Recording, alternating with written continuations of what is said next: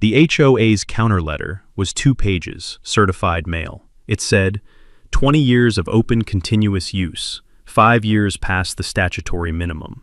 Prescriptive easement established by operation of law. Acknowledge our rights in writing within 30 days. I read it once. Then I called my attorney. I had bought 1,400 acres outside their development 8 months earlier. Their only bridge, the one 340 households crossed every single day, sat entirely on my land. No county right-of-way, no recorded easement, my name on the deed. When they found out, instead of negotiating, they sent that letter. My attorney said 3 words. The clock never started. The state's Conservation Land Protection Act, Section 84. No prescriptive easement can run against a qualifying conservation land trust during its ownership period. A conservation trust had held my parcel from 2003 to 2024, 21 years. Every year of their claimed use. 0 years of prescriptive right. They needed 15. They had none. The county road authority denied their petition 5 weeks later. The board president resigned the morning the finding posted. The new interim president called my attorney that afternoon. The first thing he said was, "When can we meet?" But before we get into this wild story, let me know where you're watching from today, and don't forget to hit like and subscribe. Arthur Kell had spent 35 years making measurements that other people's decisions depended on. Not estimates, not approximations, measurements, the kind that went into legal descriptions and deed conveyances, and right-of-way instruments, and boundary dispute resolutions. The kind that, if they were wrong by a foot in the wrong direction, produced litigation that could run for years, and cost more than the land was worth. He had learned early in his career that the value of a survey was not in the technology used to produce it or in the speed with which it was delivered, but in the surveyor's willingness to be completely certain before signing his name to anything. He had built his practice on that willingness and had retired from it 18 months ago with a record that contained no successfully challenged survey, no boundary error that had required correction, and no right-of-way determination that a court had subsequently overturned.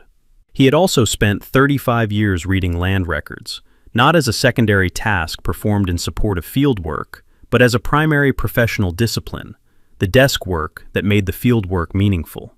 A survey was only as accurate as the legal description it was based on, and a legal description was only as reliable as the title chain that supported it.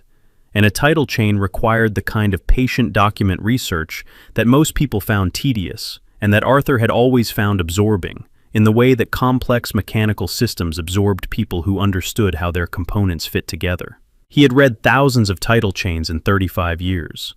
He knew what a clean chain looked like, and he knew what a problematic chain looked like. And he knew, with the specific knowledge of someone who had seen every variation, what a chain looked like when it contained a gap that nobody had noticed because nobody had been looking carefully enough. The Callow Creek parcel's chain had a gap that was not a gap. It was a deliberate exclusion, documented precisely, that had been sitting in the county's deed records since 1998, and that nobody associated with the Crestline Ridge development had ever read carefully enough to find. Arthur had found it in 2006, not because he was looking for it, but because his field work that year had taken him through the county road corridor adjacent to the parcel, and his professional habit of noting boundary conditions in his field records had produced a notation that he had carried in his survey files for 18 years. Bridge structure at Callow Creek crossing. Parcel boundary runs through creek centerline. Bridge deck and abutments entirely within private parcel. No ROW recorded in County Road Corridor Index.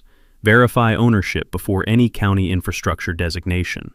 He had written that notation on a Tuesday afternoon in October 2006, standing at the bridge's east abutment with his field notebook, and had moved on to the next survey station and had not thought about it again for 11 years. Not until 2017, when a regional land management newsletter had published a summary of the land trust's conservation holdings in the county, and he had seen the Callow Creek parcel listed among them, and had remembered the notation, and had pulled his 2006 field notes from the archive and read it again. He had looked up the land trust's listing in the county's parcel database, and confirmed the ownership, and had noted in the margin of his field notes, in different ink, Land Trust, Conservation Hold, Parcel includes bridge, HOA development on plateau. Check their access instrument. He had checked. There was no access instrument in the county's recorded document index. No easement, no right-of-way grant, no license, nothing. He had written one more notation below the first two. Access by tolerance. Will become access by dispute when ownership changes. He had filed the notes and gone back to his practice, and had thought about the Callow Creek parcel occasionally over the following 7 years. The way you think about a thing you know is still there, unchanged, waiting for the condition that will make it relevant. The condition arrived in March 2024 in the form of a land trust liquidation notice published in the county's legal notices section. The regional land trust was dissolving following the death of its principal donor, whose estate had specified liquidation of all holdings and distribution of proceeds to the donor's named charitable beneficiaries. The Callow Creek parcel was listed as Lot 7 of 11 parcels to be sold at public auction in June 2024. Estimated value based on timber and recreational land comparables, $1.8 million to $2.4 million. Parcel size, 1,400 acres. Parcel description, mixed timber and meadow. Callow Creek riparian corridor, existing bridge structure at northern boundary. Arthur had read the notice twice and called his accountant the same afternoon.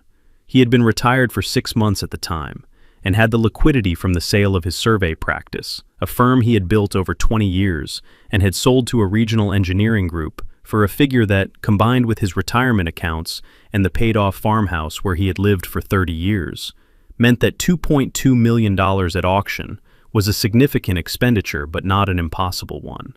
He had asked his accountant to model the purchase against his retirement projection. The accountant had come back in 3 days with a spreadsheet and a question. What do you intend to do with 1,400 acres of mixed timber and meadow? Arthur had said, own it, and manage the timber sustainably, and address a title situation that has been unresolved for 20 years. The accountant had said, the title situation, is that a liability or an asset? Arthur had said, it depends on how the adjacent development responds to being informed of it. The accountant had looked at his spreadsheet and said, the purchase is supportable if the timber management generates the projected return. The title situation is outside my modeling parameters. Arthur had said, I know. That's why it's mine to evaluate. He had driven to the parcel 3 times before the auction. Once to walk the northern boundary where the bridge sat, once to assess the timber stand quality on the western slopes, and once to sit at the bridge's east abutment on a clear morning and look at the single-span structure that 63 years of Callow Creek weather had left largely intact. The timber deck had been replaced. He could see from the deck board condition that the replacement had been recent, within the past 5 or 6 years, the wood not yet weathered to the gray patina that the original construction would have carried. The abutments were the original 1961 concrete, sound, but showing the surface weathering of 6 decades of creek moisture. The span was 42 feet. The deck width was 14 feet, sufficient for a single lane of vehicle traffic with minimal shoulder clearance. The load rating sign at the east abutment said 15 tons, which was the original posted rating, and which Arthur's structural assessment, informal, the assessment of a civil engineer looking at a structure rather than conducting a formal inspection, suggested was probably still accurate for the abutments and the primary span members, but which the deck board's replacement suggested someone had been monitoring and maintaining. He had photographed the load rating sign. He had photographed the deck boards. He had photographed the abutments. He had photographed the survey monument at the east abutment's base, his own monument, placed during the 2006 corridor survey, still present and undisturbed 18 years later, and had confirmed its position against his 2006 field notes. Everything was where he had left it. He had bid at the auction by phone, his attorney Frances Odom present at her office in the county seat with the closing documents ready. The bidding had opened at $1.75 million and had run to $2.2 million over 11 rounds, with 2 other bidders, a timber investment group and a conservation buyer who dropped out at $2.1 million. Arthur had gone to $2.2 million on the 11th round, and the room had gone quiet, and the auctioneer had counted, and Arthur had bought 1,400 acres of mixed timber and meadow, and 1 single-span bridge over Callow Creek for $2.2 million, which was $400,000 above the estimate's midpoint, and which he considered a reasonable price for what the parcel contained. Francis had the closing completed in 3 weeks. The deed was recorded under Arthur's name on a Thursday in July 2024. The title chain was clean and unambiguous from the 1961 Timber Company construction to the 2003 Land Trust donation to the 2024 auction sale to Arthur. 4 owners in 63 years, each transfer documented with the precision that a land trust's professional management produced. Each instrument recorded in the county's deed index, without gap or encumbrance. The parcel's legal description included the bridge structure explicitly, as it had in every instrument since the 1998 exclusion from the Plateau parcel sale, including the existing bridge structure and abutments spanning Callow Creek at the northern boundary, together with all appurtenances thereto. Arthur had read that sentence in the closing documents, and noted it the way he noted every legal description element whose significance was non-obvious to a general reader, but precise to someone who understood what appurtenances thereto meant in the context of a bridge spanning a creek that a 340-unit residential development crossed every day to reach its homes. He had driven to the property the following Saturday with his field truck and his survey equipment, and Meg Torse, who had been his field assistant for the last 8 years of his practice, and who had called him 3 months into his retirement to ask if he had any project work she could help with, because the regional engineering group that had bought his firm had reorganized the field team and her position had been eliminated. He had said he had a boundary resurvey project starting in August that would run 6 to 8 weeks. She had said she was available. Meg was 34, a licensed surveyor's assistant with 8 years of field experience and the specific competence that came from working with someone who required precision, and had communicated that requirement consistently for 8 years. She was not verbose in the field. She understood that survey work required concentration, and that concentration required quiet, and she had learned to communicate the information that needed communication, and leave the rest unspoken. She was also, as Arthur had noted over 8 years of field seasons, consistently right about the things she was confident about, and consistently willing to say when she wasn't confident, which was the professional quality he valued most after accuracy itself. They had set the field camp at the parcel's eastern access point, a gravel turnout off the county road below the plateau, on the parcel's side of the creek, with a clear line of sight to the bridge, and enough level ground for the 2 field tents and the equipment trailer. Arthur had a camp stove and a folding table, and a field desk, and the survey equipment, and the 2006 field notes, and the complete parcel records from the closing, organized in the waterproof document case he had used for field work since 1992. On the first morning, Meg had set up the total station at the south end of the bridge, and Arthur had walked the east abutment and confirmed his 2006 monument's position. He had shot the monument's coordinates, compared them to his 2006 recorded position, and found them within 4 millimeters, a confirmation that 18 years of creek flooding and frost cycles and vehicle load had not moved the abutment's base structure measurably. He had noted it in his field log and moved to the next station. They worked the northern boundary first, the creek corridor, the bridge, the abutment footprints, and then moved to the property's western and southern boundaries over the following days. The resurvey was not primarily about finding errors in the prior documentation. It was about producing a current, sealed survey of record that reflected Arthur's ownership, confirmed the parcel's boundaries against the current ground conditions, and documented the bridge structure's position within those boundaries with the precision that a legal dispute, if one developed, would require. Arthur did not expect a legal dispute to be avoidable. He had known since 2006 that the bridge's ownership situation was a conflict, waiting for the condition that would make it relevant. He was now the condition. He was also a retired civil engineer and land surveyor, who had spent 35 years preparing for exactly this kind of documentation work, and he intended to be as prepared as the situation warranted. On the 4th evening, sitting at the field desk with the day's data and a cup of coffee, he had opened the county's public infrastructure database on his laptop and searched for the bridge structure by its county infrastructure identification number, a number he had found in the 2006 corridor survey records, and that should, if the structure had been filed anywhere in the county's infrastructure system, return whatever filings existed under that identifier. It had returned 2 filings. The first was a 2019 maintenance record, deck board replacement, cost $4,200, filed by the Crestline Ridge Homeowners Association under a Community Infrastructure Maintenance category. The second was a 2022 infrastructure improvement application. The HOA had applied for a county infrastructure improvement designation for the bridge as a community asset, listing the structure's estimated replacement value and requesting inclusion in the county's Rural Infrastructure Improvement Program. Arthur had read both filings twice. He had looked at the 2019 maintenance record. The HOA had replaced his bridge's deck boards and filed the work as community infrastructure maintenance. He had looked at the 2022 application. The HOA had applied for a county program that would have put county improvement funds into a privately owned structure that the HOA had listed as a community asset, without checking whether the structure was, in fact, a community asset. He had noted both in his field log and had called Frances Odom. Frances had answered on the third ring. Arthur had read her both filings: the maintenance record, the application, the dates, the cost, the infrastructure category designations. She had listened without interrupting and had said, "They've been treating your property as theirs for at least 5 years. The maintenance work is unauthorized improvement of private property.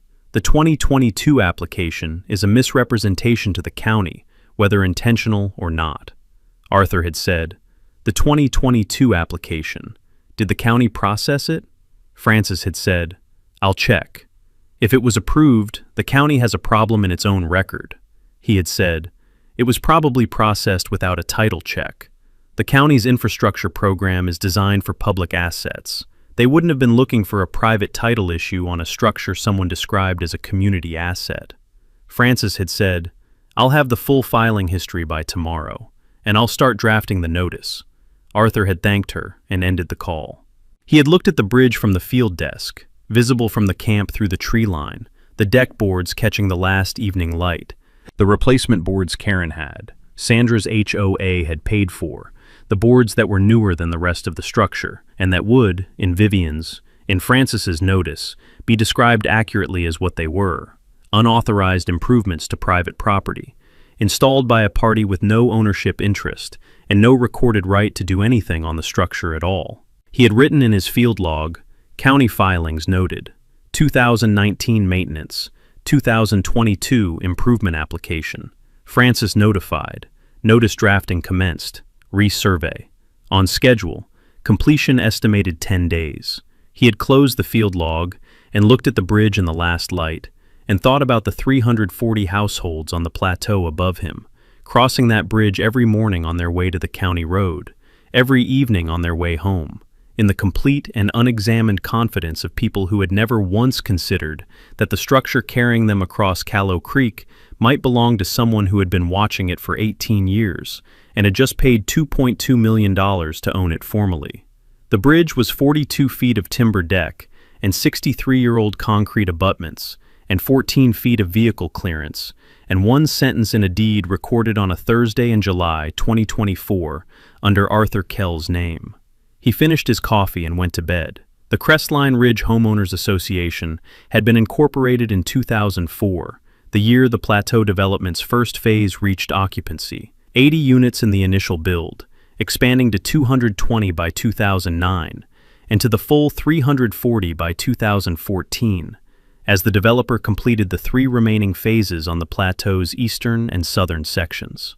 The association's founding documents had been drafted by the developer's council and recorded with the county in March 2004, establishing the standard governance structure for a residential development of this scale: a 5-member board, annual assessments, an architectural review committee, a common area maintenance mandate, and an access road maintenance provision that described the community's single ingress and egress route as a shared infrastructure asset subject to HOA maintenance responsibility.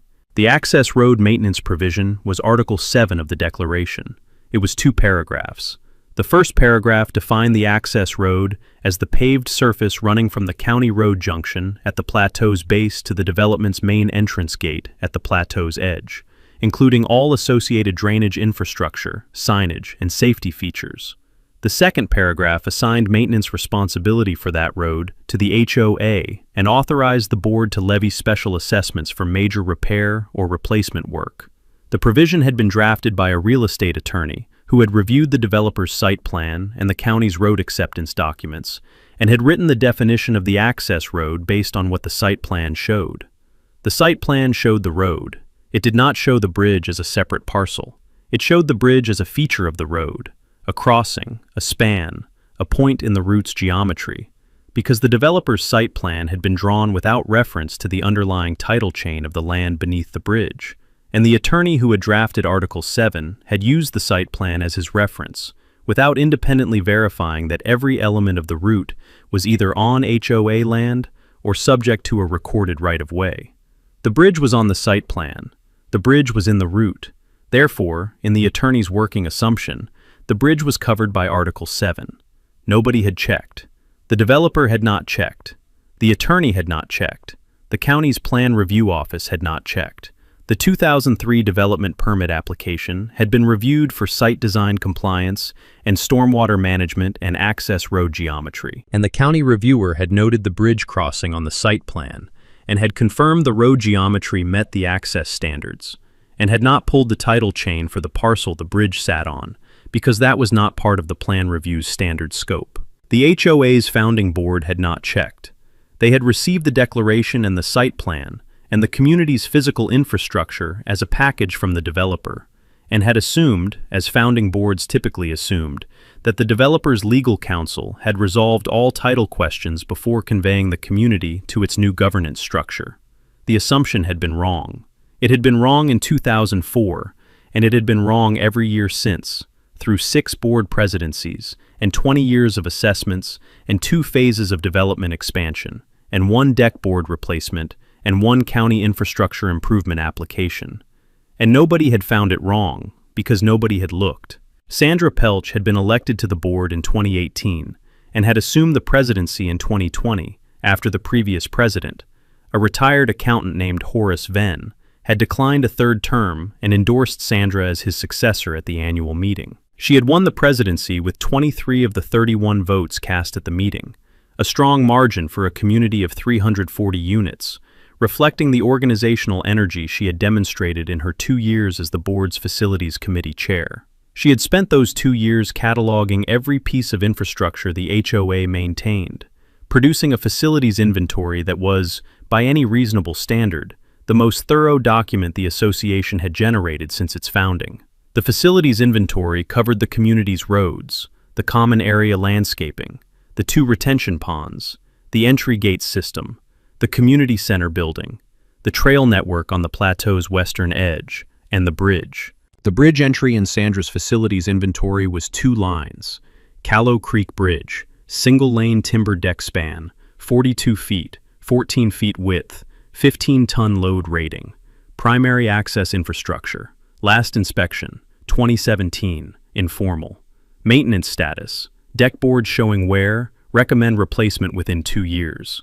She had written that entry in the fall of 2019 and had acted on her own recommendation the same season, contracting a local bridge maintenance company for $4,200 to replace the deck boards she had flagged as worn. The contractor had done the work in 2 days, replaced 40% of the deck surface with pressure-treated lumber, and filed the completion report with Sandra. Sandra had filed the expenditure in the HOA's maintenance records and had submitted the work to the county's rural infrastructure database under the Community Infrastructure Maintenance category, attaching the contractor's completion report and the HOA's facilities inventory entry as supporting documentation. The county's rural infrastructure database had a filing system that required a category designation, a location identifier, and a responsible party. Sandra had entered category, Community Infrastructure Maintenance, location, Callow Creek Bridge, Crestline Ridge HOA Access Road, responsible party, Crestline Ridge Homeowners Association. The database had accepted the filing. No title check was performed. No ownership verification was required by the filing system's intake process. The county's rural infrastructure database was designed to track maintenance activity on known infrastructure, and the filing had been accepted as a maintenance record for a known infrastructure element. The 2022 infrastructure improvement application had followed from the same foundation. Sandra had been president for 2 years by then and had been engaged with the county's rural infrastructure improvement program, a state-funded initiative that provided matching grants to rural communities for infrastructure upgrades. She had attended a county program information session and had returned with the application materials and had spent 3 weeks preparing the HOA's submission. The submission covered 3 infrastructure elements: the access road's paving condition, the entry gate system's electrical components, and the bridge. For the bridge, she had prepared a replacement cost estimate based on the contractor's 2019 per board foot pricing, extrapolated to a full replacement scenario, producing a figure of $340,000 for complete bridge replacement if the structure reached end of service life within 10 years. She had listed this as the bridge's community asset value in the application's infrastructure inventory section. The county's program coordinator had reviewed the application and had found it complete under the program's intake requirements: cost estimates present, infrastructure descriptions present, responsible party identified, community benefit narrative present. The application had been approved for the program's waiting list in December 2022, meaning the HOA was eligible for matching funds when its priority ranking reached the funding threshold. The program coordinator had not checked the bridge's title. The program's intake requirements did not include title verification for applicant-identified community assets. The program had been designed with the assumption that applicants were listing infrastructure they owned or had established rights to, and the intake process had not built in a verification step for that assumption. The approval had gone to Sandra's board address. She had read it, noted the waiting list status, filed it, and moved on to the next item on her agenda. She had mentioned it at the following board meeting as a pending opportunity for infrastructure funding. The board had noted it without discussion. All of this was in the county's public records: the 2019 maintenance filing, the 2022 application, the program coordinator's approval letter, all of it indexed under the Crestline Ridge HOA's name and under the Callow Creek Bridge location identifier. Arthur had found it in 4 searches on the county's public infrastructure database, sitting at his field desk on the 4th evening of the resurvey, with his coffee and his laptop, and 18 years of context that made every line of every document immediately legible in a way that it had not been legible to anyone who had filed it or processed it. He had called Francis at 7:43 p.m.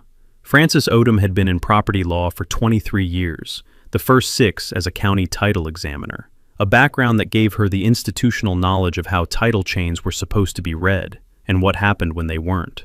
She had a particular professional attention for the category of problem that Arthur had just described to her: the long-term assumption of ownership or use rights over property that belonged to someone else, accumulated through institutional inattention and organizational momentum until the assumption had been operationalized deeply enough that correcting it required dismantling infrastructure, financial, administrative, or physical, that had been built on top of it.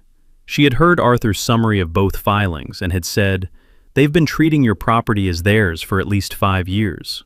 The 2019 maintenance work is unauthorized improvement of private property. They retained a contractor, paid the contractor, filed the work as community infrastructure maintenance, and submitted it to the county's database, all on a structure they had no ownership interest in and no recorded right to touch." Arthur had said, "And the 2022 application." She had said, "The 2022 application is a misrepresentation to the county of the bridge's ownership status, whether Sandra Pelch knew it was a misrepresentation or not. She listed your property as a community asset in a grant program application. The county processed it and put the HOA on a waiting list for matching funds that would have paid for improvements to your bridge. That's a problem for the county's program record, and it's a problem for the HOA's legal exposure." Arthur had said, "The county's program coordinator didn't check the title." Francis had said, "No, and the county has its own administrative record issue as a result. I'll look at the program's intake requirements and see whether there's a clerical error finding to be made, the same category as what happened with the development permit in 2004. But the primary issue is straightforward. The HOA has been maintaining and claiming your property as a community asset, and they need to stop, and they need to acknowledge that they had no right to do it." Arthur had said, "The notice." She had said, "I'll draft it this week. I want the resurvey complete first, so we can attach the sealed boundary documentation." "How long?" He had said, 10 days. She had said, I'll have the draft ready when the survey is sealed. One question, do you want to negotiate or litigate? He had said, I want to negotiate from a position where litigation is clearly unnecessary, because my position is completely documented and theirs is completely without foundation. Francis had said, then I'll draft a notice that makes that position visible before the first meeting. He had ended the call and looked at the laptop screen, the 2022 application still open, Sandra Pelch's signature on the responsible party line, the bridge's replacement cost estimate at $340,000, the program coordinator's approval notation at the bottom. He had thought about the 340 households on the plateau, the ones who had voted for Sandra's facilities inventory and her infrastructure improvement initiative, and her organized, energetic presidency, the ones who had no reason to know that their community's single access point rested on a foundation of documentation that nobody had ever checked. He had thought about the morning commute, the daily crossing, the timber deck under 400 vehicles, the creek below, the abutments that he now owned, and that the county's database listed under the Crestline Ridge HOA's maintenance responsibility. He had thought about the load rating sign at the east abutment, the 15-ton rating, his own survey monument at the base of the abutment that had been sitting there since 2006, undisturbed, waiting. He had closed the laptop and looked at the field log and written, HOA maintenance and application records confirmed in county database. Francis notified. Notice drafting. Pending survey completion. Resurvey. Day 4 of estimated 14. Boundary conditions. Consistent with 2006 notes and closing documents. Bridge. Fully within parcel boundaries. No county ROW. No recorded easement. No access instrument of any kind. He had looked at that last line for a moment. The clean negative. The absence of every instrument that would have made the HOA's 20 years of assumption legally defensible. No ROW. No easement. No access instrument of any kind. He had underlined it, which was not his normal field log practice. He underlined it because it was the sentence that everything else pointed toward, and that everything after this point would be organized around.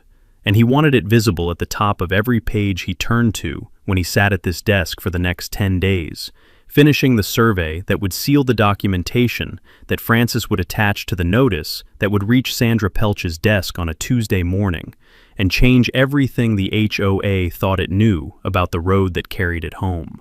He put down his pen and went to bed. Outside, Callow Creek ran under the bridge in the dark, the way it had run under it since 1961, indifferent to who owned the concrete above it, and carrying nothing downstream but water.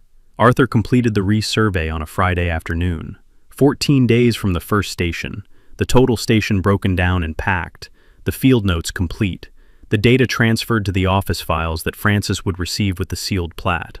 He had worked the boundary in 4 sections: the northern creek corridor with the bridge, the western timber slope, the southern meadow boundary, and the eastern access section where the parcel's edge ran parallel to the county road for approximately 800 feet before turning north toward the creek. Each section had been shot from multiple control points, the redundancy built in not because he doubted his own work, but because a sealed survey that would be used in a legal proceeding needed the internal consistency that redundant measurement produced, the kind of consistency that a challenge could not find a gap in because there was no gap to find. The bridge section had received the most detailed treatment. He had shot the abutment footprints from 6 control points, the creek center line from 4, and the deck structure's horizontal extent from 3. He had documented the survey monument at the east abutment's base, his own monument from 2006, position confirmed within 4 millimeters of its recorded coordinates, and had placed a new monument at the west abutment's base to establish a 2-point reference line for the bridge structure's position within the parcel. The sealed plat would show the bridge in its complete relationship to the parcel boundaries. Entirely within, the creek center line running below the deck at the parcel's northern edge, the abutments on Arthur's land, the deck on Arthur's land, the approach surfaces on Arthur's land. Nothing crossing the parcel boundary except the creek itself. He had sent the field data to Francis Friday evening with a note, survey complete, sealed plat to follow Monday. Notice can go out Thursday if the draft is ready. Francis had replied within the hour, Draft is ready, waiting for the sealed plat. Thursday works. He had driven home Saturday morning, the first night in his own bed in 2 weeks, the field camp broken down, and the equipment trailer at the survey storage unit, and the field notes in the document case. He had sat at his kitchen table with coffee and the county's parcel database open on his laptop, and had spent an hour confirming that nothing in the public record had changed during his 2 weeks on site. No new filings under the bridge's infrastructure identifier. No new HOA maintenance submissions. No activity of any kind that suggested the HOA had become aware of his presence on the property. They had not. He had been working below the plateau's sightline for 14 days, at the creek level, invisible to anyone on the access road above. The field camp's location on the parcel's eastern access point was not visible from the bridge deck. He had not introduced himself to anyone. He had not been required to. The sealed plat arrived from the drafting service Monday afternoon. Arthur reviewed it against the field notes. Every dimension, every bearing, every coordinate, every monument notation. The plat was clean and complete and showed exactly what the 14 days of field work had established. 1,400 acres, northern boundary running along Callow Creek center line, bridge structure entirely within parcel boundaries, no right-of-way, no easement, no encumbrance of any kind. He signed the seal and sent it to Francis by courier Monday evening.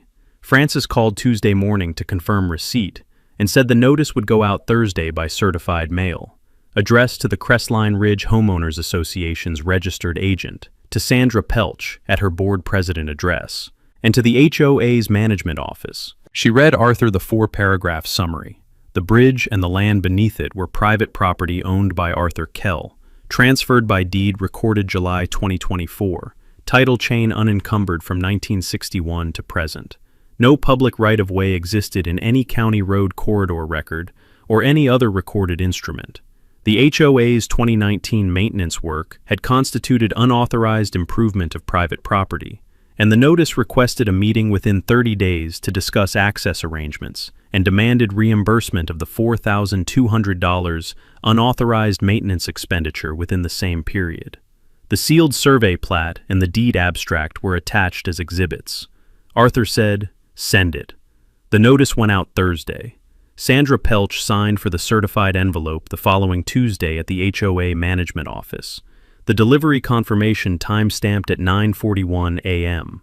She was at her desk reviewing the month's assessment collection status when the office assistant brought the envelope in and set it on her desk with the certified mail slip on top. She opened it and read the first paragraph and set it down. She picked it up and read all 4 paragraphs. She read the attached deed abstract, the title chain, the 2024 transfer to Arthur Kell, the parcel description with the bridge included explicitly. She looked at the sealed survey plat, the bridge's position within the parcel boundaries, the creek center line, the abutment footprints, the survey monuments, Arthur's professional seal in the lower right corner. She read all of it a second time. She read it a third time, more slowly, looking specifically for the element she needed to find, the gap, the error, the instrument she had missed that would show the HOA's access to the bridge was legally grounded. She read the parcel description, looking for an exclusion that might carve the bridge out of Arthur's ownership. She read the title chain, looking for a right-of-way grant she might have missed. She looked at the county road corridor reference in the second paragraph, no public right-of-way in any county road corridor record, and thought about the access road and Article 7 of the Declaration, and the developer's site plan and every assumption that had been built on top of every assumption since 2004. She did not find what she was looking for. There was nothing to find. She called Martin Hess at 10:09. Martin was the HOA's general counsel, a real estate attorney she had worked with for 4 years on covenant enforcement, assessment disputes, and the community center renovation contract. He was competent and careful and had handled every legal matter she had brought him, with the organized efficiency of a practitioner who understood residential HOA law well and who she trusted to tell her what she needed to hear. She told him what she had in her hands. She described the notice, the deed abstract, the sealed survey plat. She read him the parcel description's bridge inclusion language. She said, "I need to know if this is real." Martin said, "Send me everything. I'll call you back." She photographed the notice, the deed abstract, and the survey plat and sent them to Martin's email. She sat at her desk and looked at the wall and waited. Martin called back at 12:22, 1 hour and 40 minutes after she had sent the documents. She had been at her desk for the entire interval, the original documents in front of her, her coffee untouched and cold. He said, "I've reviewed the deed abstract and the survey plat, and I've run the county title chain myself. The title is clean. Arthur Kell owns the bridge. The 1998 exclusion from the plateau parcel sale is documented precisely in the deed. It wasn't an oversight, it was an intentional retention by the timber company.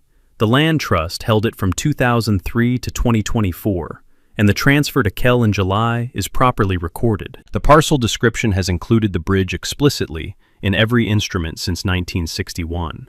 Sandra said, "The right-of-way." Martin said, "I checked the County Road Corridor Index, the County Road Authority's acceptance records, and the State Transportation Department's Rural Road Registry. There is no right-of-way recorded for the bridge crossing in any of those systems. No dedication, no acceptance, no license, nothing. The HOA's access road crosses Arthur Kell's private property on a bridge Arthur Kell owns and has always owned, or his predecessors have owned, without any recorded legal right to do so." Sandra said nothing for a moment. Then she said, 20 years. Martin said, 20 years of access by tolerance. The land trust tolerated it. Now the new owner has sent a notice requesting a meeting to discuss access arrangements. That's actually a favorable opening. He's not closing the bridge. He's asking for a meeting. She said, "He wants $4,200 for the deck boards." Martin said, "Yes, and he'll get it, because the HOA authorized maintenance work on private property without authorization, and the cost is documented. That's the smallest number in this situation." She said, "What are our options?" Martin said, "One option. You negotiate a recorded access easement with Arthur Kell's attorney. That's it. There are no other options that end with the HOA's residents being able to reach their homes by their current route." The prescriptive easement question. She said, 20 years of use. Martin said, "I was about to address that. The land trust held the parcel from 2003 to 2024. I need to check the state's prescriptive easement statute against the land trust's conservation status, but my immediate reading is that the trust's ownership period has implications for the prescriptive clock. I'll confirm that and call you back. But regardless of the prescriptive question, my recommendation is that you engage with Kell's attorney immediately and negotiate the easement. The prescriptive argument is a litigation path that costs money and time and ends in the same place if you lose, which based on my initial reading of the title, I think you will." She said, "I need to take this to the board." Martin said, "Of course, but Sandra, the board needs to understand that I am recommending engagement and negotiation. That recommendation is based on my review of the title and the legal framework. Whatever the board decides, I want that recommendation in the meeting record." She said she understood and thanked him, and ended the call. She sat at her desk for 3 minutes, looking at the notice. 4 paragraphs. The sealed survey plat with Arthur's professional seal in the lower right corner. The deed abstract with the bridge and the parcel description, plain as the creek it spanned. She called Phil Garrett, the board's vice president, and said she needed an emergency board session. Phil asked what kind of emergency. She said the kind that affects every resident's ability to get home. She set the notice on her desk and looked at the survey plat one more time. The bridge's footprint inside the parcel boundary line, the creek below it, the county road on the far side, the 340-unit development on the plateau above. One structure, 42 feet of span, one man's name on the deed. She picked up the phone and called the other board members. She did not call Francis Odom. She did not call Arthur Kell. She called the board members and scheduled the emergency session for Thursday evening, and spent the intervening 2 days building the position she intended to present to them, which was not Martin Hess's position, and which she had decided on before she ended the call with Martin, and which would, on Thursday evening, produce the counter letter that Arthur would receive the following Saturday, and read with the complete professional composure of a retired land surveyor, who had been waiting for exactly this response since the day he placed his bid at auction, and who had, in 14 days of field work and 40 years of professional preparation, already built the documentation that would make it irrelevant. The emergency board meeting was held Thursday evening in the community center's main room. the same room Sandra had used for every town hall and annual meeting in 4 years of presidency, the room whose renovation she had managed in 2021, and whose new HVAC system she had negotiated at 14% under the initial contractor bid. She knew the room well. She stood at the front of it now, with the notice on the table beside her, and the 4 other board members in the chairs, arranged in the standard meeting configuration, and said, "I'm going to tell you what we have and what I think we should do about it." She had spent 2 days preparing the presentation. She had read Martin's recommendation 3 times, and had set it aside and had built her position from a different starting point, not from what Martin had said the legal framework supported, but from what she believed the community's 20 years of uninterrupted bridge use meant, and from what she believed a court would do with 20 years of continuous, open, uncontested access by 340 households who had been crossing that bridge every day since the development opened. She had researched prescriptive easement doctrine herself, using the state's online legal resource database, and had found the elements: open use, continuous use, hostile use, meaning use without the owner's permission, and use for the statutory period, which in the state was 15 years. The HOA's use had begun in 2004, when the first residents moved onto the plateau.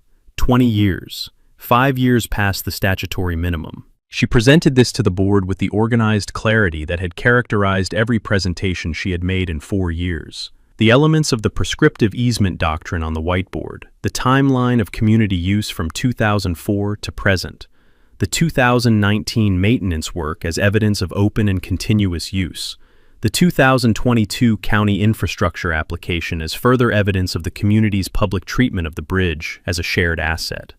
She said, "We have 20 years of use. The statute requires 15. We have exceeded the statutory period by 5 years. A prescriptive easement has been established by operation of law regardless of what the deed says about ownership. And Arthur Kell purchased the property subject to that established easement, whether he knew about it or not." Phil Garrett asked, "Did Martin say this was viable?" Sandra said, "Martin's recommendation was to negotiate. I'm presenting an alternative position for the board's consideration. Martin's recommendation was his initial read. The prescriptive easement analysis is a legal question that deserves full examination before we agree to negotiate from a position of weakness." Phil said, "Martin has been our counsel for 4 years. If he's recommending negotiation..." Sandra said, "I'm asking the board to authorize a counter letter asserting the prescriptive easement position before we negotiate. If Kell's attorney can demonstrate the position is wrong, we negotiate. But we start from a position of right, not a position of supplication." The board's treasurer, a woman named Diane Kowalski, said, "What does the counter letter say specifically?" Sandra said, "It asserts the prescriptive easement established by 20 years of open, continuous, hostile, and uninterrupted community use. It demands that Arthur Kell cease any interference with community access to the bridge. It states that the HOA will defend the community's established access rights by all available legal means."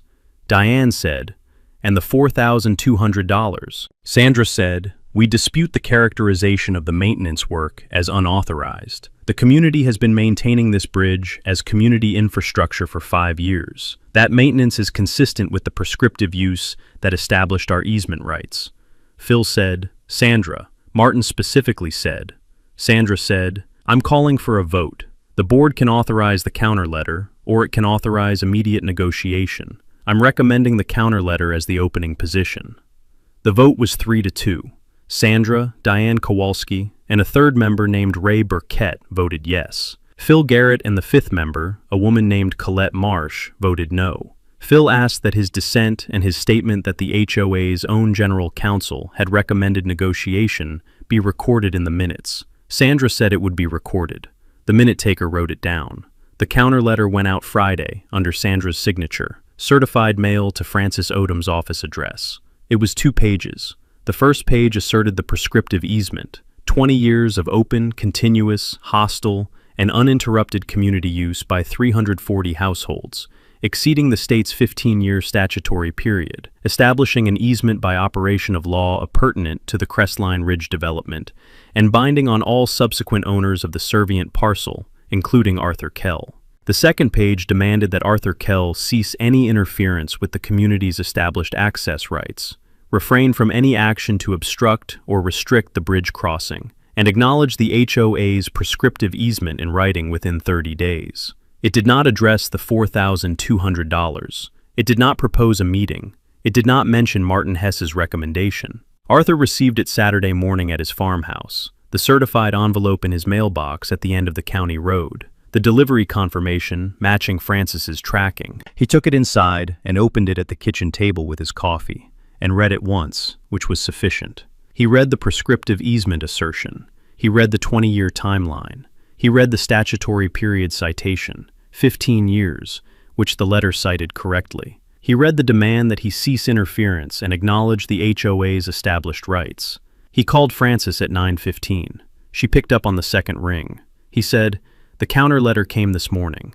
They're asserting prescriptive easement, 20 years of use, 15-year statutory period, easement established by operation of law. They want me to acknowledge it in writing and cease interference." Francis said, "Read me the exact language on the use period." He read it. 20 years of open, continuous, hostile, and uninterrupted community use by residents of the Crestline Ridge development, commencing with the development's initial occupancy in 2004 and continuing to present. Francis was quiet for 3 seconds. Then she said, "They've made this easy." He said, "The land trust." She said, "Yes. Walk me through what you know about the trust's conservation status." He said, "The land trust held the parcel from 2003 to 2024. The trust was a state-registered conservation land trust. I have the trust's IRS determination letter from the closing documents. Non-profit conservation organization. Conservation purpose explicit in the organizing documents. The state's conservation land statute." She said, "Section 84 of the state's Conservation Land Protection Act. A conservation land trust holding property for conservation purposes is immune from prescriptive easement claims for the duration of its ownership. The prescriptive clock cannot run against a conservation land trust. The statutory language is explicit. It was enacted in 1997 specifically to protect conservation land from the kind of incremental encroachment that prescriptive claims represent. The trust held this parcel from 2003 to 2024. 21 years. Every year of the HOA's alleged prescriptive use from 2004 to 2024 occurred during the trust's ownership period. Arthur said, "So the clock never started." Francis said, "The clock never started. The HOA's 20 years of use is 0 years of prescriptive use under the state statute. The claim fails at the first element, not because the use wasn't open or continuous or hostile, but because the owner against whom the use was occurring was immune from prescriptive claims for the entire period. You purchased the parcel from the trust in 2024. You are not a conservation land trust. The prescriptive clock could theoretically start running from your acquisition date," Arthur said, "which was 18 months ago." Francis said, 18 months. They need 15 years from your acquisition date to establish a prescriptive easement against you. The earliest that clock completes is 2039. And they won't get there because we are going to have a recorded easement agreement well before then, on our terms." Arthur said, "The immunity provision, is it cited anywhere in their letter?" She said, "No, they didn't find it. Their prescriptive easement research found the elements and the statutory period and stopped there. They didn't research the ownership chain's implications for the clock's running. A general practitioner doing a quick prescriptive easement analysis might miss the conservation land trust immunity if they weren't specifically looking for it. It's not obscure, it's in the statute, but it requires knowing to look." Arthur said, "Martin Hess would have found it." Francis said, "Martin Hess recommended negotiation. Someone else drafted this letter." Arthur looked at the counter letter's signature block. Sandra Pelch, board president, Crestline Ridge Homeowners Association. No attorney's name on the letter. No law firm letterhead. The letter had been drafted by the board, not by counsel. He said, "Sandra drafted this herself." Francis said, "It appears so," which means Martin's recommendation was overridden, and the board sent a legal position letter without legal review. Arthur said, "How do you want to respond?" Francis said, "I want to respond with a complete legal analysis that makes the land trust immunity visible to every board member, every resident, and Martin Hess simultaneously. I want Sandra's prescriptive easement position to be fully understood by everyone in that community before we negotiate. because the negotiation will go better if the HOA's residents know exactly how strong our position is and exactly how the board's decision to send this letter without council review affected their situation. Arthur said, "The notice at the bridge." She said, "Yes. I want to post the property notice at the bridge's entrance simultaneously with the response letter. Not a closure, a notice. Private property, access by permission, contact for access arrangement inquiries. It's accurate, it's visible, and it makes the ownership question concrete to every resident who crosses that bridge." Arthur said, "I'll post it Monday morning." She said, "I'll have the response letter out Monday afternoon. I'm also calling Martin Hess's office Monday morning, as a professional courtesy, attorney to attorney, to make sure he's aware of the letter that went out under his client's name without his review." Arthur said, "Do that." He ended the call and set the counter letter on the kitchen table next to his coffee.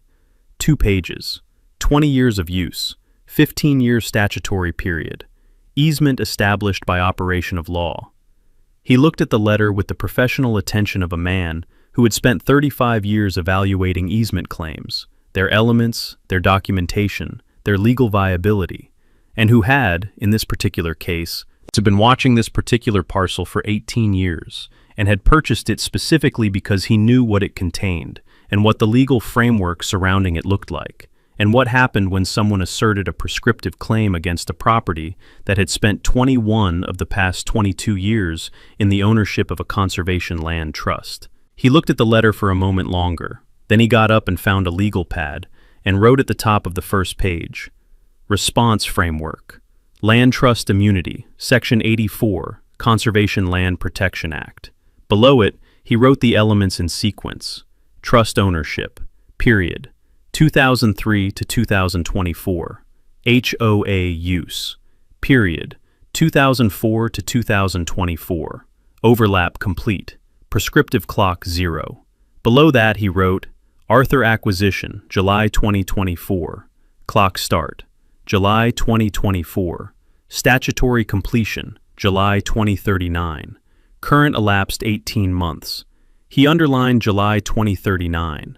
He set the legal pad next to the counter letter and looked at both of them together, the HOA's 2 pages of confident assertion and his 1 page of arithmetic, and thought about Sandra Pelch reading Francis's response letter on whatever day it arrived at the management office, and thought about the 340 households on the plateau reading the property notice at the bridge's east approach on their Monday morning commute, and thought about the conversation that would follow in the community forum, and the town hall Sandra would have to call, and the explanation she would have to give for why the board had sent a letter asserting a legal position that the state's Conservation Land Protection Act had foreclosed before the first word of it was written. He finished his coffee and went to the back of the house and found the laminated notice materials he had prepared before the resurvey. The text Francis had drafted, the laminated backing, the mounting hardware, and set them on the kitchen counter for Monday morning. Outside, the county road ran north toward the plateau and the bridge and Callow Creek and 340 households who had been crossing Arthur's property every day for 20 years and who would, on Monday morning, see for the first time a sign at the bridge's east approach that said what had always been true and what nobody had ever bothered to read in the title chain that would have told them 20 years ago. Francis sent the response letter Monday afternoon, certified mail to Sandra Pelch at the HOA management office, to the HOA's registered agent, and to Martin Hess at his law firm address. The Martin Hess copy was Francis's professional courtesy, attorney to attorney, as she had told Arthur she would do. She had called Martin's office Monday morning before drafting the final version, and had left a message with his assistant. She was responding to a letter sent by the Crestline Ridge HOA board under Sandra Pelch's signature on Friday, asserting a prescriptive easement claim, and she wanted Martin to be aware of the letter's contents before her response arrived, because the contents raised questions about the board's legal review process that Martin might want to address with his client. Martin had called back within the hour and had listened to Francis's summary of the counter letter's prescriptive easement assertion, and had said, after a pause that Francis described to Arthur as the pause of a man who had just confirmed his recommendation had been ignored, that he appreciated the courtesy call and would be reviewing the situation with his client. The response letter was 6 pages. Francis had written it with the structure of a legal memorandum rather than a correspondence letter. Sections, subsections, citation format, exhibit references, because she wanted every board member who read it, and every resident who eventually saw it, to be able to follow the analysis sequentially without legal training and arrive at the same conclusion she had arrived at in 3 seconds when Arthur read her the counter letter's use period language on Saturday morning. The first section addressed the prescriptive easement doctrine's elements as the HOA's counter letter had cited them: open use, continuous use, hostile use, statutory period. Francis confirmed all 4 elements as the counter letter had described them, and stated that the HOA's citation of the doctrine was facially correct in its general formulation.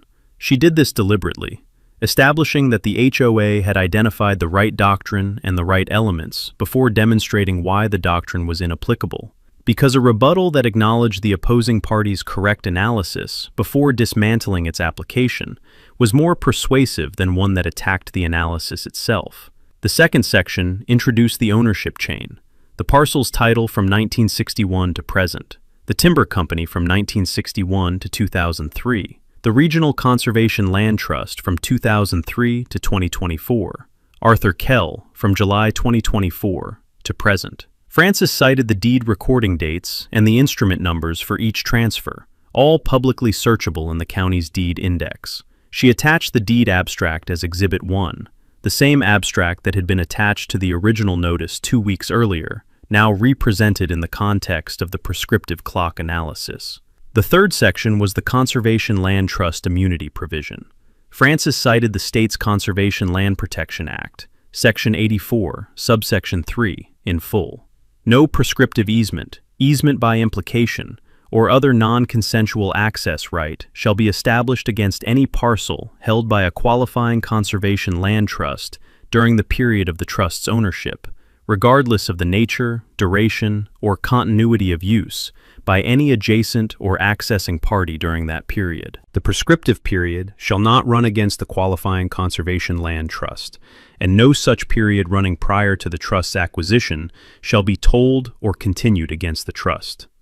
She cited the statute's 1997 enactment date and its legislative history. The provision had been enacted specifically in response to a series of prescriptive easement claims against conservation lands in the state's northwestern counties, where residential development had incrementally encroached on conserved parcels and then claimed prescriptive rights based on the encroachment. The legislature had closed that pathway explicitly and permanently. She then applied the provision to the HOA's claim in 2 sentences. The Regional Conservation Land Trust had held the Callow Creek parcel from 2003 to 2024, a period of 21 years, during which it qualified as a conservation land trust under the Act's definition. Every year of the HOA's alleged prescriptive use from 2004 to 2024 had occurred during that 21-year ownership period. The prescriptive clock had not run during that period. It had not run at all. The fourth section addressed Arthur's acquisition. He had purchased the parcel from the trust in July 2024. He was not a conservation land trust and was not immune from prescriptive claims. The prescriptive clock could theoretically begin running from his acquisition date. The statutory period was 15 years. The earliest a prescriptive easement could be established against Arthur was July 2039, 13 years from the date of the counter letter.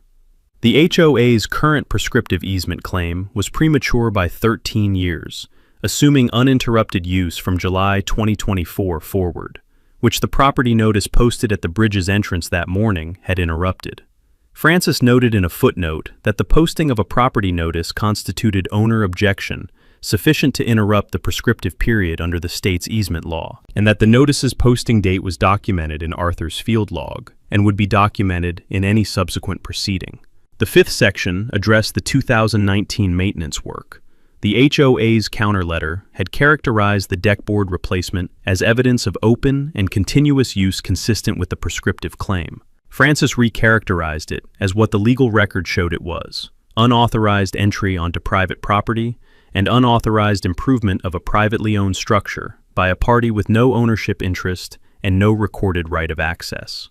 She cited the trespass statute's provision that unauthorized physical modification of private property constituted an aggravated form of trespass beyond simple unauthorized entry. And she noted that the HOA's filing of the maintenance work in the county's infrastructure database under a community infrastructure category had compounded the trespass with a public record misrepresentation of the structure's ownership status. She said the $4,200 reimbursement demand from the original notice remained outstanding and had not been addressed in the HOA's counterletter. The sixth section was the conclusion. The prescriptive easement claim was without legal foundation. The Conservation Land Trust immunity provision foreclosed the claim completely for the 20-year period the HOA had cited. No right-of-way existed in any county record. No easement had been granted. The HOA's residents were accessing Arthur Kell's private property on Arthur Kell's Bridge without legal authorization. The original notice's request for a meeting to discuss access arrangements remained open. Frances said her client was prepared to negotiate a recorded access easement that would provide the community's residents with permanent, legally grounded access rights, but that the negotiation would proceed from the correct legal foundation, which was that the access currently existed by Arthur's tolerance, and not by any right the HOA possessed. 6 pages. Exhibit 1, Deed Abstract. Exhibit 2, Conservation Land Trust IRS Determination Letter from the closing documents. Exhibit 3, County Parcel Database Screenshot showing the Trust's ownership period with the Conservation Land Trust designation visible. Exhibit 4, County Road Corridor Index Search showing no right-of-way. Exhibit 5, Arthur's Sealed Survey Plat. The letter arrived at the HOA management office Wednesday morning. Arthur had posted the notice Monday at 7 a.m., before the commute, before the first vehicles crossed the bridge on their way to work. He had driven to the east abutment with the laminated notice board and the mounting hardware, and had attached it to the abutment's face at eye level from the driver's window, angled so that it was readable from a stopped vehicle at the bridge's approach without requiring the driver to open the door. The notice was clean and direct. Private property, Arthur Kell. Access by permission only. Contact Francis Odom, attorney at law, for access arrangement inquiries. Francis's office phone number below. Nothing else. He had stepped back and looked at it for a moment. The laminated board on the 1961 concrete abutment. His name on the bridge for the first time in the 21 years since the Land Trust had acquired it, and the 63 years since the timber company had built it. Then he had driven back to the field camp, which he had re-established on the parcel's eastern access point, to complete the timber inventory work he had deferred during the boundary survey, and had started his coffee and opened his field notes for the day. The morning commute had found the notice at 7:45.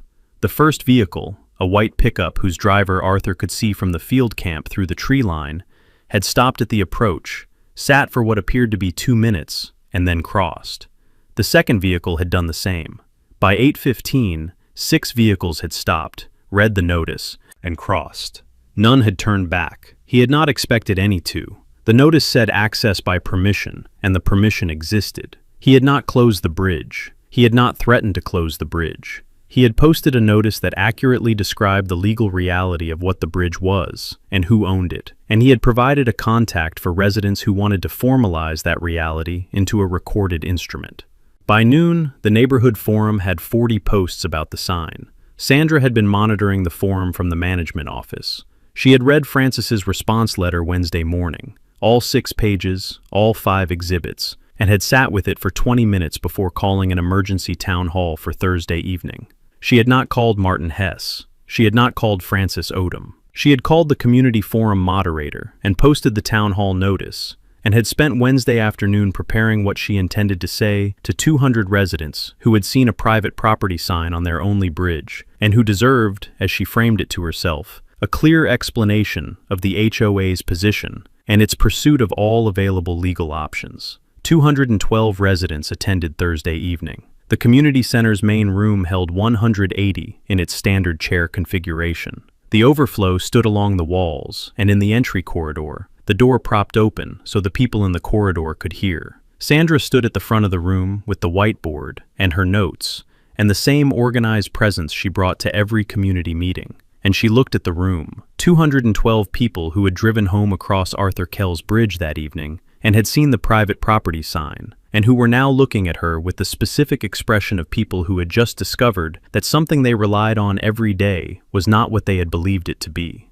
She said, "I want to explain what's happening and what the board is doing about it." She explained the notice, the deed, the ownership claim, Arthur Kell's identity and acquisition. She explained the prescriptive easement position, the 20 years of use, the 15-year statutory period, the HOA's assertion that the easement had been established. She said the HOA was pursuing all legal options available to protect the community's access rights, and that the board had authorized the counter letter asserting those rights. She said the matter was in active legal proceedings, and that she was confident in the HOA's position. A man in the third row, Arthur would later identify him from the meeting's audio recording, which a resident posted to the forum, as a retired tax attorney named Wendell Cross, raised his hand and asked, "Did your attorney review the counter letter before it was sent?" Sandra said, "The board authorized the letter." Wendell said, "Did your attorney review it?" Sandra said, "The board has been in communication with counsel throughout this process." Wendell said, "Did Martin Hess review the counter letter specifically before it was sent? Yes or no?" Sandra said, "The board acted on its best legal judgment." Wendell said, "That's a no." "And did the response letter from Kell's attorney address the prescriptive easement claim?" Sandra said, "We're reviewing the response." Wendell said, "I've read the response. It's been circulating on the forum since this afternoon. The Land Trust Immunity provision in Section 84 of the Conservation Land Protection Act forecloses the entire prescriptive claim. The trust held this parcel for 21 years. Every year of our alleged prescriptive use occurred during the trust's ownership. The clock never started. We have no prescriptive easement. What we have is a bridge we've been crossing for 20 years that belongs to someone else, and that we need to negotiate a recorded easement for, which is what Kell's attorney offered in the original notice 3 weeks ago." The room was quiet for a moment. The specific quiet of 200 people processing the gap between what they had been told and what a section citation made plain. Sandra said, "The board is evaluating all available options." Wendell said, "What options are available that aren't negotiation?" She said, "We are pursuing the County Road Authority petition as an additional track." A woman near the back said, "What does that do?" Sandra said, "We're asking the county to designate the bridge as a public road based on community use." Wendell said, "The same use that the Land Trust Immunity provision forecloses for prescriptive purposes. And the County Road Authority would need to find a legal basis for taking jurisdiction over private property without a right-of-way." "What's that basis?" Sandra said, "That's what the petition will establish." Wendell said, "I'm asking what the legal basis is, not what the petition will try to establish." The room was quiet again. Sandra looked at her notes. She said, "The County Road Authority has jurisdiction over infrastructure that serves a substantial community need." Wendell said, "That's the program rationale, not a taking authority. Does the county have eminent domain authority over private bridges for residential access purposes under the Rural Road Statute?" Sandra said, "We're asking the county to make that determination." Wendell said, "I'll save us the wait. The Rural Road Statute's eminent domain provision applies to road corridors, not to privately owned bridge structures. The county would need to condemn the parcel, pay fair market value, and go through a condemnation proceeding that would take 2 to 3 years and cost the HOA in legal fees regardless of outcome. The original notice offered a meeting to negotiate a recorded easement. Why isn't that where we are right now?" The room produced the sound that rooms produce when 200 people simultaneously arrive at the same question, and the person at the front of the room does not have an answer that addresses it. Sandra said, "The board made a decision to pursue our legal options fully before entering negotiations. I understand the community's concerns, and I want to assure everyone that protecting your access is the board's first priority."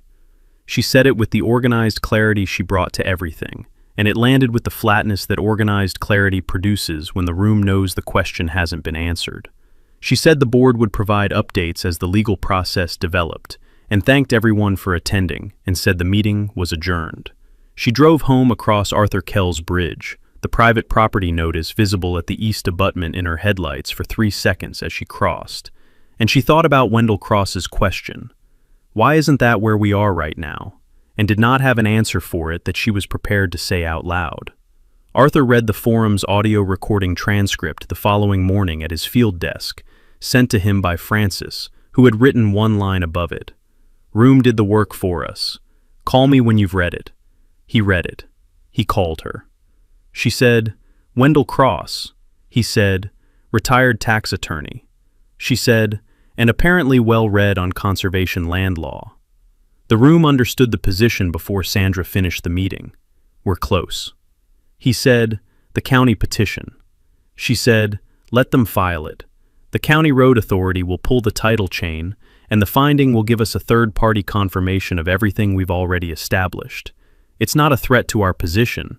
It's an opportunity for institutional validation." He said, "How long?" She said, "County road authority review runs 4 to 6 weeks. We'll have the finding before the HOA's legal fees make the negotiation look obviously preferable to anyone still holding Sandra's position." He said, "Understood." He ended the call and looked at the creek through the tree line. Callow Creek running west under the bridge the way it always ran, carrying nothing downstream but water, and the specific indifference of a natural system to the human decisions made above it. He opened his field notes and went back to the timber inventory. Sandra filed the County Road Authority petition on a Monday, 3 weeks after the town hall, 2 weeks after Francis's response letter had circulated on the community forum, and 1 week after Wendell Cross had posted a 4-paragraph summary of the land trust immunity provision to the forum, with a link to the state statute that had generated 340 views in 24 hours, which was approximately 1 view per household, which meant that every family on the plateau had been sent the legal framework that dismantled their board's position by a retired tax attorney who had read a 6-page letter more carefully than the board had. Sandra had filed the petition because she had told the town hall she would file it, and because not filing it would have confirmed, in the community's visible record, that the board had no remaining option it was willing to pursue. The petition was 8 pages, prepared by a land use consultant Sandra had retained after determining that Martin Hess's continued representation was complicated by the fact that he had recommended negotiation, and the board had sent a letter without his review. The consultant's name was Farrow, a former county planning department employee who had spent 12 years processing rural infrastructure applications, and who understood the county's road authority system from the administrative side. Sandra had retained him for his procedural knowledge, not for his legal analysis, and the petition reflected that. It was procedurally complete, the correct forms, the correct filing fee, the correct exhibit format, and legally thin, in the way that a document prepared by a former administrator rather than an attorney was legally thin. It cited community use, community dependency, public necessity, and the county's interest in ensuring access to established residential communities. It did not cite a taking authority. It did not cite a right-of-way statute. It cited the Rural Infrastructure Improvement Program's community benefit criteria, which were grant eligibility standards, not jurisdictional authority. The County Road Authority's senior examiner, a woman named Patricia Wohl, had been reviewing road designation petitions for 11 years. She received the Crestline Ridge petition on a Tuesday and read it through by Thursday and pulled the title chain on Friday. She pulled it the way she pulled every title chain for a road designation petition, through the county's deed index, the road corridor acceptance records, the State Transportation Department's rural road registry, and the county's right-of-way instrument index. She was looking for one of 3 things: a recorded dedication of the bridge parcel to public use, a county acceptance of the bridge as a public road, or a recorded right-of-way over the bridge parcel in favor of the county or the public. Any one of the 3 would give the road authority a foundation for the designation the petition requested. She found none of them. The title chain was 63 years of unbroken private ownership, the timber company's 1961 deed, the 2003 donation to the Conservation Land Trust, the 2024 transfer to Arthur Kell, with no dedication instrument, no acceptance resolution, no right-of-way grant recorded at any point in the chain. She searched the road corridor acceptance records under the bridge's location identifier and found no acceptance resolution for any year from 1961 to present. She searched the right-of-way instrument index under the parcel number and found nothing. She searched the State Transportation Department's Rural Road Registry under the county road junction coordinates and found the county road itself, properly designated, properly accepted, terminating at the county road's edge on the creek's south bank, and nothing beyond it. The bridge was not in the registry. The road on the plateau was not in the registry. Nothing north of the county road junction had ever been designated, accepted, or recorded as a public road. She noted her search results in the petition's review file and wrote the draft finding over the following week. The County Road Authority's director reviewed it, asked 2 clarifying questions about the Conservation Land Trust's ownership period and its relevance to the prescriptive analysis, and signed the final finding on a Thursday, 31 days after the petition's filing, within the Road Authority's standard 30 to 45-day review period. The finding was 4 pages. The first page was the procedural summary, the petition, the filing date, the petitioner, the subject parcel. The second page was the title chain analysis, private ownership from 1961 to present, no dedication, no acceptance, no right-of-way recorded in any county or state instrument at any point in 63 years. The analysis noted that the parcel's ownership history was documented with unusual completeness. The land trust's professional management had produced a title chain with no gaps and no ambiguities, which meant the Road Authority's review had required less reconstruction work than typical private road petitions. The title was simply clean and had been clean for 63 years. The third page was the jurisdictional analysis. The County Road Authority's designation authority derived from the state's Rural Road Statute, which authorized the Road Authority to designate and accept roads that met 3 criteria: public dedication, community use, and county maintenance capacity. The bridge parcel met the community use criterion. 340 households had been crossing it for 20 years, which was not in dispute. It did not meet the public dedication criterion. No dedication had ever been recorded, and the county's maintenance capacity criterion required that the county have a legal basis to maintain the infrastructure, which required either ownership or a recorded right-of-way, neither of which existed. The Road Authority could not designate a road over private property without the owner's consent, a recorded dedication, or a condemnation proceeding. The petition had not requested condemnation and had not provided a legal basis for it under the Rural Road Statute's eminent domain provision, which applied to road corridor acquisitions and not to privately owned bridge structures. The petition was denied. The fourth page was the administrative notation that Francis had anticipated, and that the county's program coordinator had not anticipated when she processed the 2022 infrastructure improvement application. Patricia Wohl had pulled the 2022 application from the county's infrastructure improvement program file during her title chain review. It had appeared in her search under the bridge's location identifier, and had read it and confirmed that the application had listed the Callow Creek Bridge as a community asset owned by the Crestline Ridge HOA. She had compared that designation to the title chain and had found the discrepancy and had noted it in the findings administrative section. The 2022 infrastructure improvement application had been processed and approved for the waiting list based on the applicant's representation of the bridge as a community asset. The title chain established that the bridge was private property at the time of the application and had been private property continuously since 1961. The application's community asset designation was factually incorrect. The county's processing of the application without title verification had been a clerical error. The application's waiting list approval was rescinded, and the program coordinator's office was directed to implement title verification as a standard intake requirement for all future infrastructure improvement applications listing bridge structures or other non-road infrastructure as community assets. The finding was mailed to the HOA's registered agent, to Sandra Pelch, and to Francis Odom. Francis had been copied on all Road Authority correspondence as Arthur's attorney of record. It was also filed in the County Road Authority's public record, accessible through the county's online document system under the petition number. Arthur received his copy on a Saturday. He was at the field desk in the re-established camp, the timber inventory 3/4 complete, the morning clear, and the creek running at its low-season flow below the bridge. He opened the envelope and read the 4 pages and noted the administrative section's clerical error finding and the rescission of the 2022 waiting list approval. He called Francis at 9:45. She picked up immediately. He said, "The finding came this morning. Denial on all grounds. They've also rescinded the 2022 application approval and issued a clerical error finding on the intake process." She said, "Patricia Wole is thorough." He said, "The clerical error finding, that goes in the county's permanent administrative record." She said, "It does. Under the petition number and under the Infrastructure Improvement Programs file.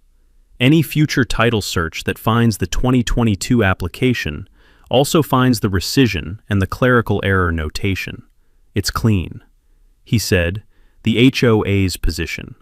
She said, "The HOA has now received a denial from the County Road Authority confirming that the bridge is private property, that no right-of-way exists, and that the county has no jurisdictional basis to designate it as a public road.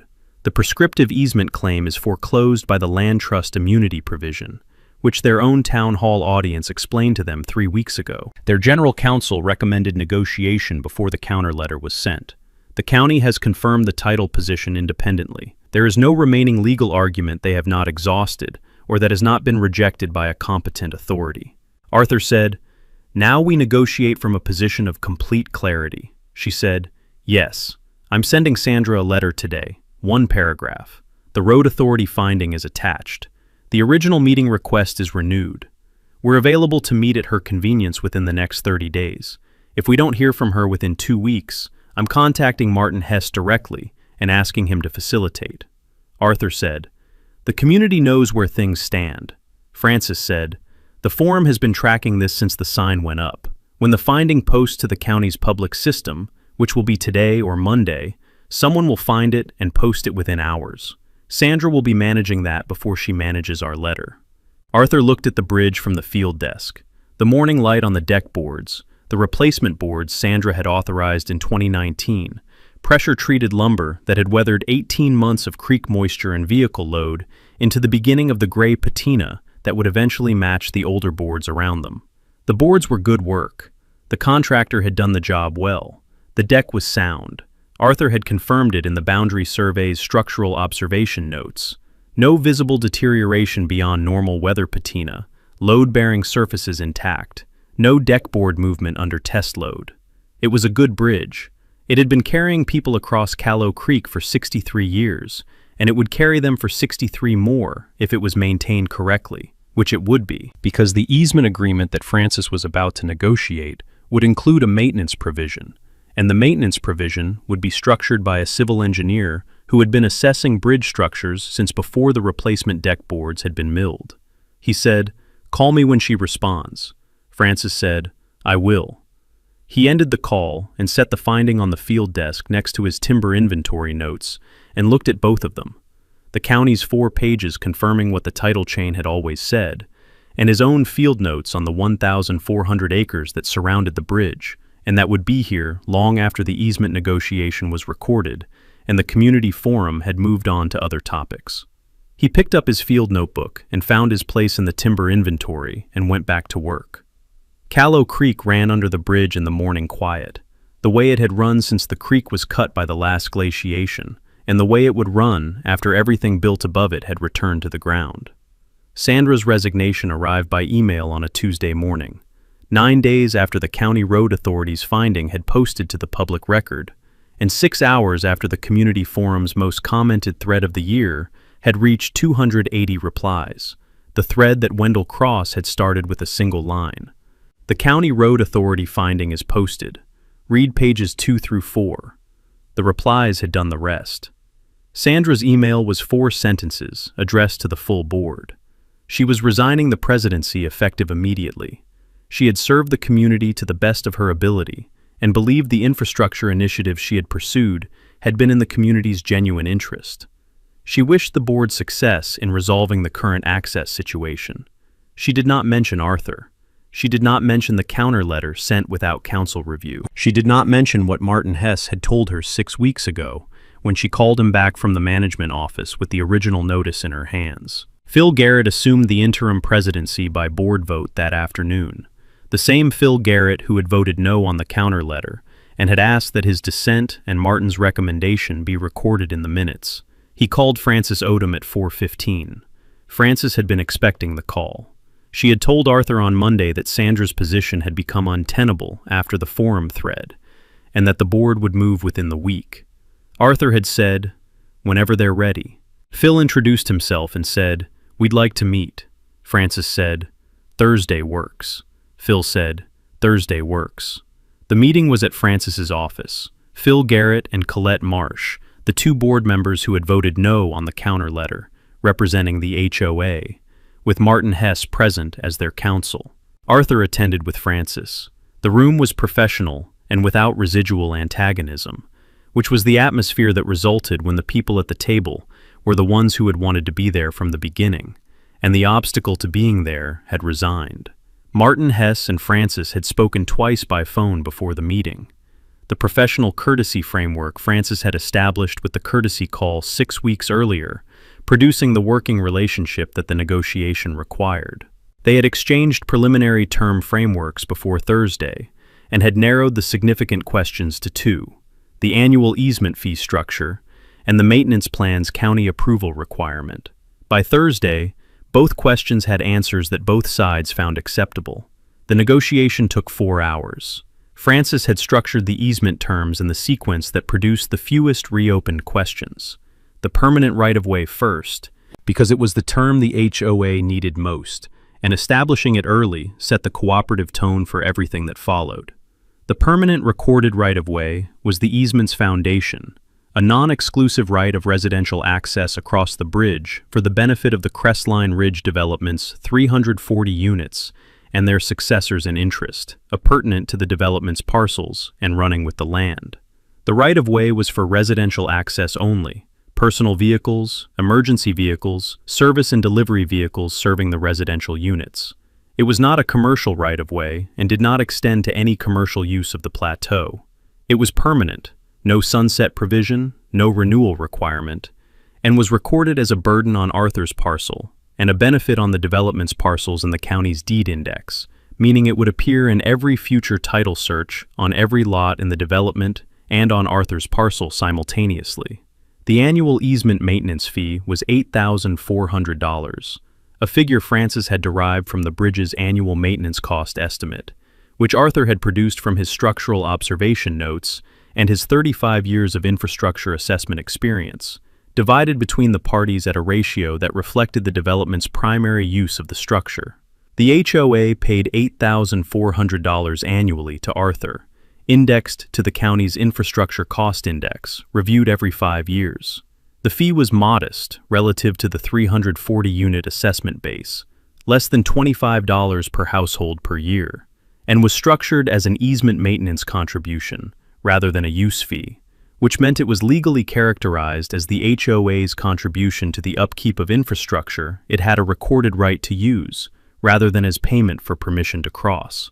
The HOA was responsible for all bridge maintenance under a county-approved maintenance plan, a plan that Arthur would prepare and submit to the county's road authority for approval, drawing on his engineering background and Vivian Cross's structural assessment standards from his survey work. The plan would specify inspection intervals, maintenance triggers, deck replacement criteria, and load rating review periods. The county's approval requirement meant the maintenance standard was set by a public authority rather than by private negotiation, which protected both parties: the HOA against inadequate maintenance standards, and Arthur against claims that he had failed to maintain infrastructure the HOA depended on.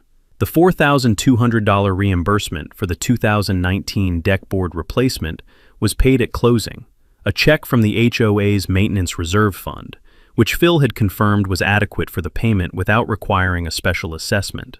Frances accepted it as settlement of the unauthorized improvement claim in full. The recorded acknowledgement was the final term, and the one Frances had been most precise about drafting.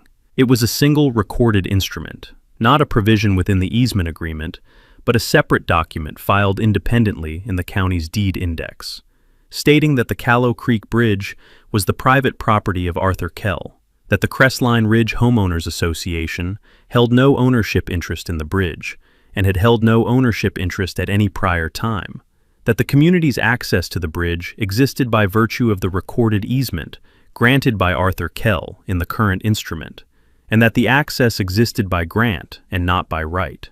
The distinction between by grant and by right was the sentence Francis had insisted on, and that Martin had accepted after one exchange. It foreclosed any future board from characterizing the easement as a recognition of pre-existing rights rather than a new grant, which meant no future board could build a prescriptive argument on the easement's existence. Martin had said, "That's a clean distinction." Francis had said, "That's the point." Arthur signed the easement agreement and the recorded acknowledgement on a Thursday afternoon at the county recorder's office, the same Thursday as the meeting, because Francis had prepared the final instruments in advance of terms being confirmed and had brought them to the meeting, ready for execution, once agreement was reached. The county recorder filed them at 4:47 p.m. The easement appeared in the county's online deed index by end of business, accessible under Arthur's parcel number, under the development's parcel number, and under the bridge's location identifier in the infrastructure database, where the 2022 application's rescission notation and the clerical error finding already sat in the permanent record. Arthur drove to the bridge Friday morning before the commute. He had the engraved marker in the truck's bed, a 4-inch by 12-inch plate of brushed aluminum with black-filled engraved text, mounted on a stainless steel backing plate sized for the east abutment's face. He had ordered it from a monument fabrication shop the week after the county finding had posted, on the reasonable expectation that the negotiation would conclude, and that the conclusion would require a marker.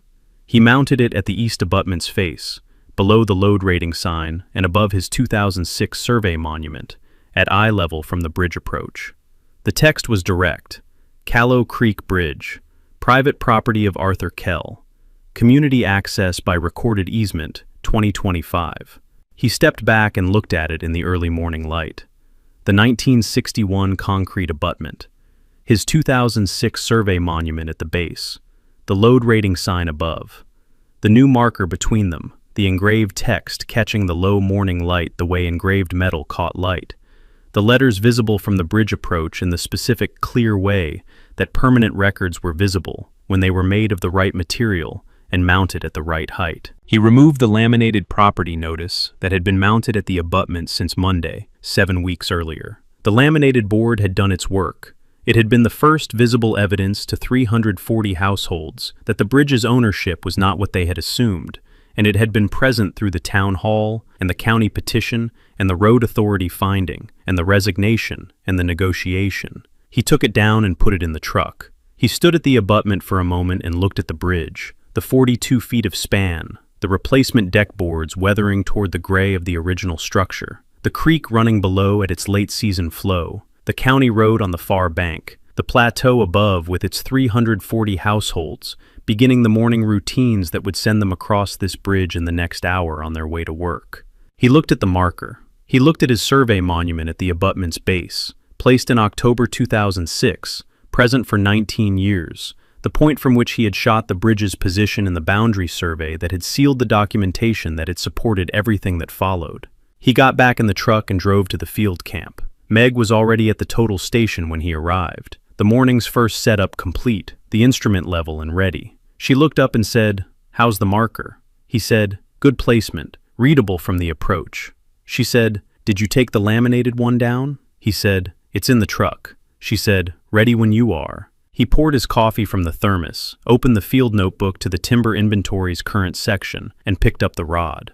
The inventory had 12 sections remaining: the northern meadow corridor and the creekside timber stand on the western slope. The last 2 areas of the 1,400 acres he had not yet measured and documented in the systematic sequence that his fieldwork always followed. He called the first shot, and Meg read the instrument, and he wrote the number in the field notebook the way he had written field numbers for 35 years.